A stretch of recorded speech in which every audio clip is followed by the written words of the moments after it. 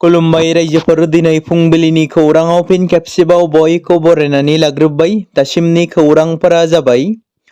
गिबि खौराङाव दङ अखं आसामनि शिबसागराव गिख्रंथाव दैबानाजों भुगिनांनाय सुबुंफोरनि हेफाजाबनि थाखाय दुलाराय बर' फरायसा आफादनि मिशन हम रेस्किउ एन्ड रेस्टराव क'क्राझार जिल्ला दुलाराय बर' फरायसा आफादनिफ्रायबो मैखोमै बाहागो लादों। क'क्राझार जिल्ला एबसुनि बाथ्रा दान्थे नेहाथारि, मलिन दैमारि आरो गेलेमु नेहाथारि सानसुमा नार्जारि बिथांमोननि दैदेननायाव जिल्ला सिंनि दखरा आरो दालाइसा एबसुनि बिबानगिरि बिथांमोनाबो मैखोमै बाहागो लानानै मुखुब नांथाबना खामानि मावनायखौ बे समाव नुनो मोन्दों।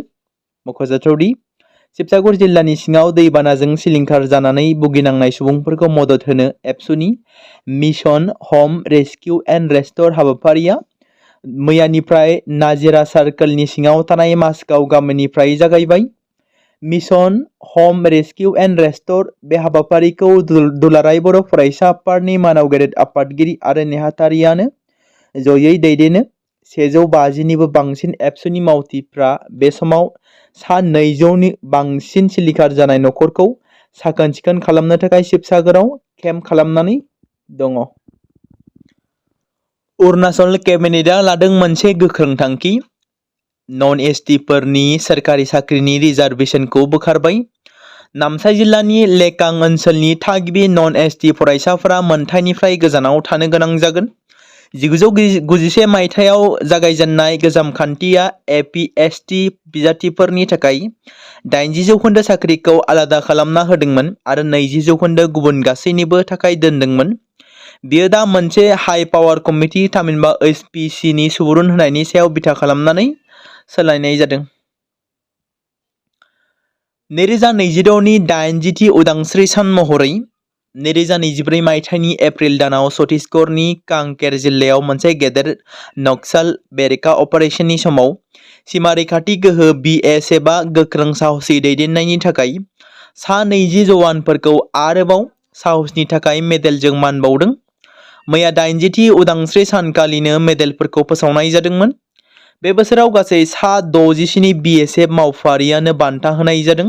बेनिनो सा 20 जोहोलाव साहसनि मेडेल, सा 5आ प्रेसिडेन्ट्स मेडेल फर डिस्टिंगुइश सार्भिस आरो सा 42आ मेरिटोरियास सार्भिस MSMनि मेडेलजों मान होनाय जादों। सा 20 जोहोलाव बान्था मोनगिरिफ्रा 94थि बेटेलियन BSFनिमोन आरो बिथांमोना 15 आरो 16 एप्रिल 2024 खालाराव छत्तीसगढ़ जिल्लानि सिङाव रिजार्भ गार्ड थामहिनबा DRGजों मोनसे गोख्रों मावथांखि लानाय जथाय अपारेशननि बाहागोमोन। बे अपारेशनखौ मावबादि हिंसाजों गाज्रियै गोहोम खोख्लैनाय जिल्लाफोरनि गेजेराव मोनसे कांकेरनि बिनागुन्डा आरो कालपार गामिफोरनि खाथि खाला ओनसोलाव खालामनाय जादोंमोन। बेराफारसेथिं BSFआ फोरमायनाय बादिब्ला अपारेशनाव सा 25 नक्साल केडारफोरखौ फोजोबस्रांनाय जायो आरो गोबां बिबांनि हाथियार आरो गुलि बारुद जब्द खालामनाय जायो। बे अपारेशननि समाव BSFनि जवानफोरा गोबां साहसजों दिन्थिदोंमोन। गसाइगावनि हाब्रुबिलाव थानाय आसाम फिजिकेल एकाडेमियावबो भारत उदांस्रि सानखौ मैया फालिदों। मैया 15 आगस्टआव भारत उदांस्रि सानमोन। मैया भारतनि उदांस्रि सानखौ हादोरनि आरो रायजोनि गुबुन गुबुन फसंथानफोराव फालिनाय बायदिनो गसाइगाव महकुमानि सिङाव थानाय हाब्रुबिल आसाम फिजिकेल एकाडेमियावबो फालिनायखौ नुनो मोन्दों। गिबियाव हादोरनि मोनथाम गाबनि फिरफिलाखौ बिरहोनानै एकाडेमिनि गासैबो सोलोंसाफोरखौ लानानै मोनसे हान्जा सुरनाय हाबाफारिबो जानानै थाङो। बे हान्जा सुरनाय हाबाफारियाव गासैबो सोलोंसाफोरखौ आखायाव फिरफिला लानानै हान्जा सुरनायखौ नुनो मोननाय जायो। गुबुन फारसेथिं मैया भारत उदांस्रि सानखौ लोब्बा लाखिनानै आसाम फिजिकेल एकाडेमिनि बिगोमा लालमहन मोसाहारि बिथाङा बेबादि फोरमायो। गिबि मन्त्रि डक्टर हिमन्त बिश्व शर्मा बिथांखौ बुथारनायनि हुमखि होनाय आब्दुल मुतालेबखौ मरिगावनि बुरागाव पुलिसा हमबाय। गिबि मन्त्रिनि फेसबुक लाइभ सोलिबाय थानाय समावनो सोरबा 1 कौटि होयोब्ला गिबि मन्त्रिखौ बुथारगोन होनना कमेन्टनि गेजेरजों हुमखि होनायखौ लोगोसे पाकिस्तान जिन्दाबाद होनना कमेन्टआव लिरनायखौ लानानै मरिगावनि बरालिमारि सर्चआव दर्जी आब्दुल मुतालेब मुंनि सुबुंखौ एरेस्ट खालामदों। थाबैनो एनडिबिनि गायसनगिरि रन्जन दैमारिया उदां अख्राङाव फैनायनि लामायाव बाथ्राखौ बुंदों।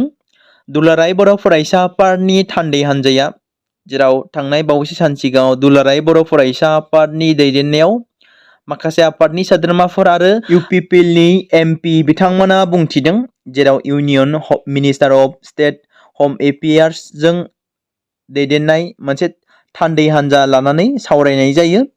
जों मिथिगौ बयबो रन्जन दैमारिया मोनसे समाव आलादा रायजो बड'लेण्डनि थाखाय हारिनि रैखाथिनि थाखाय बर'नि हाथियार लाग्रा आफाद जोनोम होनानै गोबाव सम सोरखारनि हेंथायै दावहा नांबोनाय बयजोंबो मोजां मोनजाग्रा रन्जन दैमारि बिथाङा दासिमबो जोबथेसालियाव दं। सिबिआइ केसजों एक्टिभ जानानै थानायनि जाहोनाव बिथांजों लोगोसे माखासे बारग' एनडिबि केडारफोराबो जेलावनो दासिमबो दं।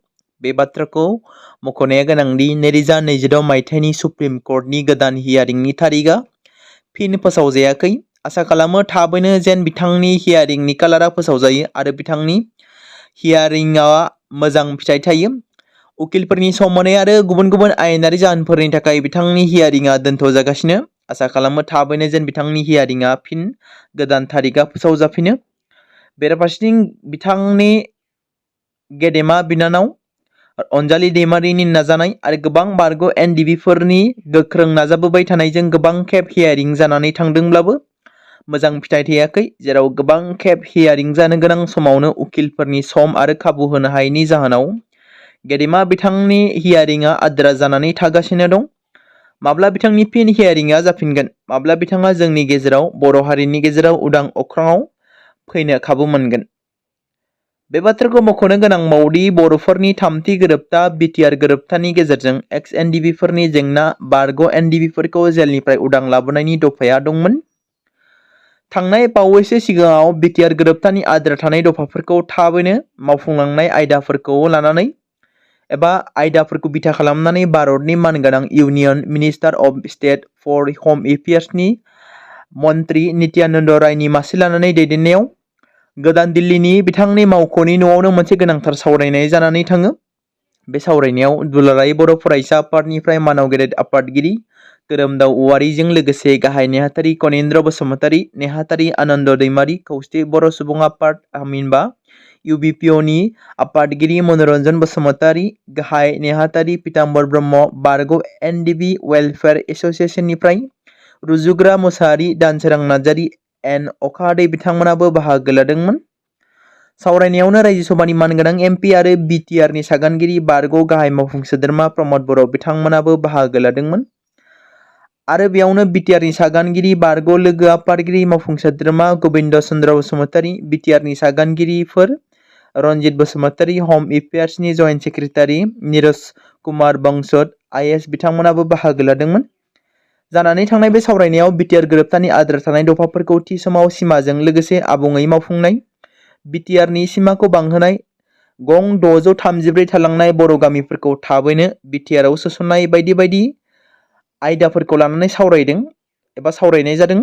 जोबथेसालियाव जोबजानानै दोनजानाय बारग' एनडिबि सोद्रोमाफोरखौ आयेनारि रेहाय होनाय आरो आबुङै फिन थांना थानायनि राहा होनाय बायदि दफाफोरखौ लानानै सावरायनाय जायो आरो बारग' एनडिबिफोरखौ उदां खालामनांगौनि थाखाय बे ओंथिगोनां सावरायनाया जानानै थाङो।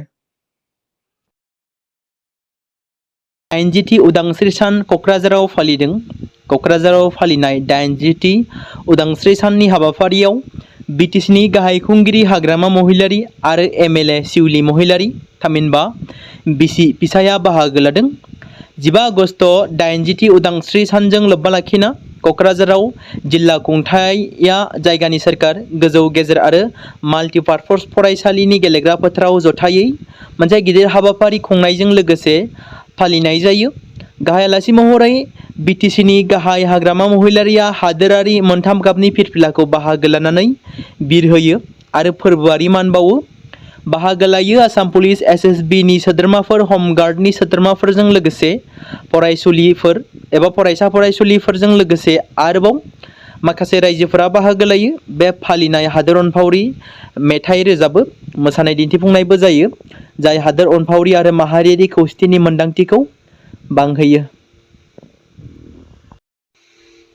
बे समाव रायजोनि गिबि मन्थ्रिनि मोनसे गिदिर फोसावनाय हिन्जाव गिबिखौ गारनानै हिन्जाव गदाय लायोबा खैफोद जागोन। साख्रि आवला गोनांफ्रा एबा साख्रि मावनानै नखर खुंनाय सोद्रोमाफ्रा बेबायदि साख्रि आवला फिसायनि दान बान्थाखौ 20% दाननानै हिन्जाव गिबिनि एकाउन्टआव होगोन होननानै बाथ्रा बुंदों हादोरसानि गिबि मन्त्रि डक्टर हिमन्त बिश्व शर्माया, जेराव सोरखारि नङै खोन्दोनि साख्रि आवलानि बिथिङावबो बेबायदि खान्थिखौ बाहायनो आसाम आयेन आफादाव आयेन बानायनो थांखि लादों। उदांस्रि सान फालिनाय समाव गिबि मन्त्रिनि गिदिर फोसावनाय। दैबानाजों खहा खालामजानाय मोनथाम जिल्लानि रायजोफोरनि सार्थआव दिनै एमएलए अकिल गगैआ शिबसागर जिल्ला बेंगिरिनि मावख'नि मोखाङाव उखैहाब सोमावसारदों। दिनै फुंबिलि 8 रिंगानिफ्राय बेलासिनि 4 रिंगासिम उखैहाब सोमावसारनाया जायो। गाहायै मोनथाम दाबिखौ लानानै अकिल गगैआ सोमावसारदों। बेफोर जादों 19 जुलाइ 2026नि गिख्रंथाव दैबानायाव खहा जाजानाय नखरफ्रोमनोबो 10 लाख रां खहा सुफुंथाय होनाय, दैबाना जानायनि गुबै जाहोनखौ नागिरनानै दायनिगिरिखौ साजा होनायनि थाखाय सिबिआइनि दारै नायबिजिरनाय, खहा जानाय मोनथामबो जिल्लानि गासैबो इसिं दाथायखौ बानायफिननाय। बे थांखिनि सायाव लानानै उकिल गगैआ सोमावसारदों। मोनसे दुखुनांथाव खौरां। दिमा हासावआव गिख्रंथाव लामानि जाब्रबथायाव जिउ गोमाबाय पुलिस मावख'गिरि नवज्योति दासआ। लाइसं आउटपस्टनि मावख'गिरिमोन नवज्योति दासआ शुक्रबारखालि मोनाबिलि समाव डिउटिनि समाव गोबारै खारनाय गंसे गारिया सौग्रावनायाव गोब्राब जोखोम जादोंमोन। पुलिस मावख'गिरिया लोगो लोगोनो हाफ्लं सिभिल देहा फाहामसालियाव लाङोब्लाबो डक्टरा जिउ गोमाबाय होनना फोसावो। पुलिस मावख'गिरिखौ सौग्रावनाय लोगो लोगो जाथाय जायगानिफ्राय खारखोमालांनो गारि सालायगिरिया। पुलिस मावख'गिरिनि न'आ अदालगुरिनि नलबारियाव। कुमारिकाटायाव गुलि गावग्लुंनानै दाखायथि खालामनानै धोन सम्पति लुथिनो थाखाय गोख्रों नाजादोंमोन। उदांस्रि सान फालिनो नागिरनायनि सानसे सिगाङावनो तामुलपुर जिल्लानि कुमारिकाटायाव दाखायथि खालामनाय जाथाय सोमजियो, जेराव थांनाय हरनि समाव दाखायथिनि मोनसे ग्रुपआ मटर साइकेलजों फैनानै गुलि गावग्लुंनानै कुमारिकाटायाव साथाम फालांगिरिखौ गाग्लोबनो नाजानानै रां आरो धोन सम्पति लुथिनो नाजादोंमोन। जाथायनि बागै मिथिनाय बायदिब्ला कुमारिकाटा बाजाराव सरासति जुवेलारि दखान होनाय शंकर दास आरो बिनि फंबाय बिबेक दास बिथांमोना दखान बन्द खालामनानै न' फारसे फैफिनबाय थानाय समावनो न' साखाथियाव मटर साइकेलजों फैनाय साब्रै सिखावफोरनि हानजाया टारगेट खालामनानै बिथांमोननि रां आरो धोन सम्पति लुथिनो नारा-नाथा नाजादोंमोन आरो नंखाय सिलाइ गुलि गावनानै सिगि-सग' खालामो आरो आखायाव लानाय लहाजों बिसोरखौ मोदोमाव गोख्रों जखम जालायनाय बुयो, जायनि जाहोनाव शंकर दास आरो बिबेक दास सानैबो जोखोम जानानै मेडिकेलाव थिसननो गोनां जायो। बे जाथायनि उनावनो ओनसोलाव गोख्रों दावराव-दावसि जानायनि उनाव दाखायथिफोरनि हानजाया जायगानिफ्राय जानगारलाङो। बेजों लोगोसेनो दान्दिसे समनि उनावनो कुमारिकाटा पुलिस बिफाना जाथायथिलियाव सफैयो आरो जाथायनि बागै नायबिजिरनायखौ जागायो। मख'नाया गोनांदि तामुलपुर जिल्लानि कुमारिकाटायाव बेफोरबादि रां लुथिनाय आरो सिखाव खावनाय जाथायफोरा सम-सम जाबाय थायो।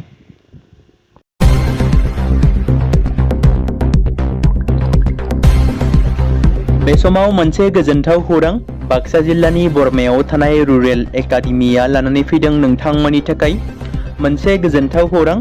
थांनाय एसएसएलसी आरो हायार सेकेन्डारिनि आनजादाव जाय फरायसा आरो फरायसुलिफोरा उथ्रिसारनो हायाखैमोन एबा फेल जादोंमोन, बेनि थाखाय रि-एग्जाम होफिननो गोसो गुदुं फरायसाफोरा थाबैनो बरमा सेकेन्ड गेटआव थानाय रुरेल एकाडेमियाव मुं थिसनफैनानै मेट्रिक आरो एइचएस आनजादखौ होफिननो हागोन। बेनि अनगायैबो जाय फरायसाफोरा थांनाय मेट्रिक आरो एइचएस आनजादाव नांगौ बादि जौखोन्दो एबा मार्कस लानानै उथ्रिसारनो हायाखैमोन, बिथांमोनाबो बे रुरेल एकाडेमियाव एडमिशन खालामफैनानै मार्कस इमप्रुभमेन्ट खालामनो हागोन। स्ट्रिम हिसाबै आर्टस, साइन्स आरो कमार्सनि गासैबो फरायसाफोरा रुरेल एकाडेमियाव एडमिशन खालामनो हागोन। बेनि थाखाय थाबैनो 8761903455 नङाब्ला 87203585 जानबुं नम्बराव जगाजग खालामहरनो हागोन।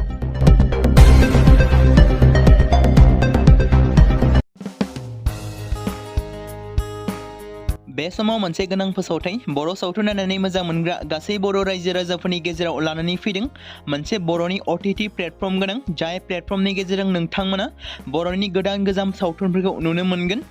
थांनाय माखासे बोसोर सिगां बर'नि गेजेराव लानानै फैनाय निउबो एप बायदिनो फिन आरोबाव लानानै फैदों बर' रायजो राजाफोरनि थाखाय बे बाथ्राखौ मख'नाया गोनांदि 2025 मायथाइनि जानुवारि दानाव ओंखारनाय आंगो स्ट्रीम मुंनि मोनसे OTT प्लेटफर्म गोनां निउबो एपनि गेजेरजों नोंथांमोना गोबांथार बर'नि सावथुनफोर जेरै ट्रेजेडी, रमान्टिक, एक्शन आरो कमेडीजों बुंफबनाय सावथुनफोरखौ नुनो मोनगोन।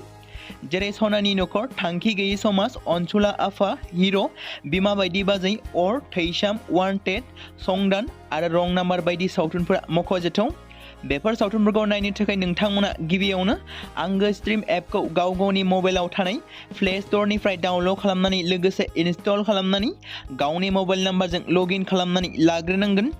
बेनि उनाव नोंथांमोना गोबांथार नुनो मोनै सावथुनफोरखौ गुगोल पे, फन पे आरो पेटिएमजों रं नाम्बार सावथुनखौ नायनो थाखाय 60 रां आरो संदान सावथुनखौ नायनो थाखाय 80 रां, वान्टेड सावथुनखौ नायनो थाखाय 60 रां, थैसाम सावथुनखौ नायनो थाखाय 60 रां बेबायदिनो गोबांथार नुनो मोनै सावथुनफोरखौ नायनो थाखाय सुबिदा खालामनानै होदों आंगो स्ट्रीम प्लेटफर्मा। फिन नोंथांमोननि गेजेराव फोरमायबावनो लादों बर' सावथुन नायनानै मोजां मोनग्रा गासै बर' रायजो राजाफोरनि गेजेराव लानानै फैदों मोनसे बर'नि OTT प्लेटफर्म गोनां जाय प्लेटफर्मनि गेजेरजों नोंथांमोना बर'नि नुनो मोनै सावथुनफोर जेराव गोदान गोजाम सावथुनफोरखौ नुनो मोनगोन।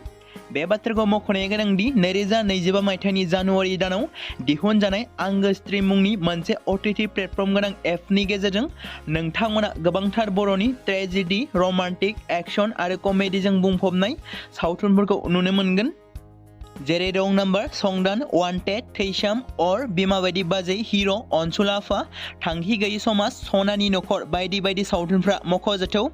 बेफोर सावथुनफोरखौ नायनो थाखाय नोंथांमोना गिबियावनो आंगो स्ट्रीम एपखौ गावनि मबाइलाव थाखानाय प्ले स्ट'रनिफ्राय इनस्टल खालामनानै गावनि मबाइल नाम्बारजों लगइन खालामखांनायनि उनाव नोंथांमोना गोबांथार नुनो मोनै सावथुनफोरखौ गुगोल पे, फन पे आरो पेटिएमजों रं नाम्बार सावथुनखौ नायनो थाखाय 60 रां, संदान सावथुनखौ नायनो थाखाय 80 रां, वान्टेड सावथुनखौ नायनो थाखाय 60 रां, थैसाम सावथुनखौ नायनो थाखाय 60 रां बेफोरबायदिनो अर सावथुनखौ नायनो थाखाय 60 रां पे खालामनांगोन। बेबायदिनो गोबांथार नुनो मोनै बर' सावथुनफोरखौ नायनो थाखाय सुबिदा खालामनानै होदों आंगो स्ट्रीम प्लेटफर्मा। बे समाव मोनसे गोनां फोसावथाय बर' सावथुन नायनानै मोजां मोनग्रा गासै बर' रायजो राजाफोरनि गेजेराव लानानै फैदों मोनसे बर'नि OTT प्लेटफर्म गोनां जाय प्लेटफर्मनि गेजेरजों नोंथांमोना बर'नि गोदान गोजाम सावथुनफोरखौ नुनो मोनगोन।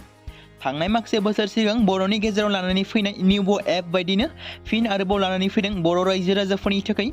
बे बाथ्राखौ मख'नाया गोनांदि 2025 मायथाइनि जानुवारि दानाव ओंखारनाय आंगो स्ट्रीम मुंनि मोनसे OTT प्लेटफर्म गोनां निउबो एपनि गेजेरजों नोंथांमोना गोबांथार बर'नि सावथुनफोर जेरै ट्रेजेडी, रमान्टिक, एक्शन आरो कमेडीजों बुंफबनाय सावथुनफोरखौ नुनो मोनगोन। जेरै सनानि नखर, थांखि गैयै समाज, अनसुला आफा, हिर', बिमा बायदि बाजै, अर, थैसाम, वान्टेड, संदान आरो रं नाम्बार बायदि सावथुनफोरा मख'जाथाव। बेफोर सावथुनफोरखौ नायनो थाखाय नोंथांमोना गिबियावनो आंगो स्ट्रीम एपखौ गावनि मबाइलाव थानाय प्ले स्ट'रनिफ्राय डाउनल'ड खालामनानै लोगोसे इनस्टल खालामनानै गावनि मबाइल नाम्बारजों लगइन खालामनानै लाग्रोनांगोन।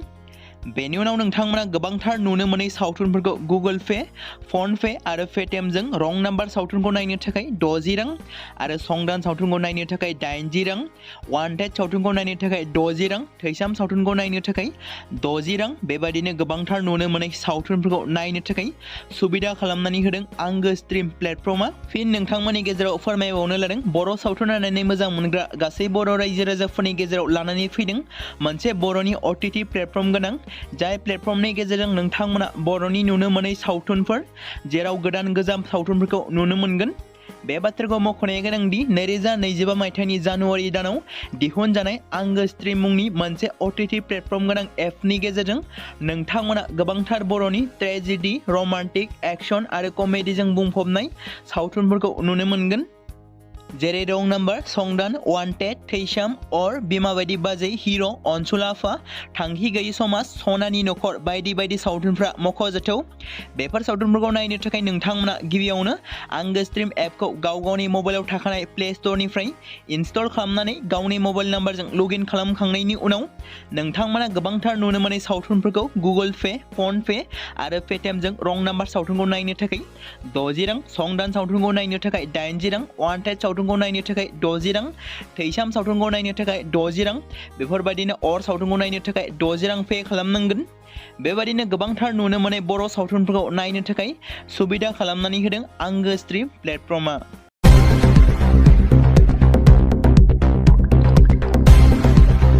बे समाव मोनसे गोजोनथाव खौरां बाक्सा जिल्लानि बरमायाव थानाय रुरेल एकाडेमिया लानानै फैदों नोंथांमोननि थाखाय मोनसे गोजोनथाव खौरां।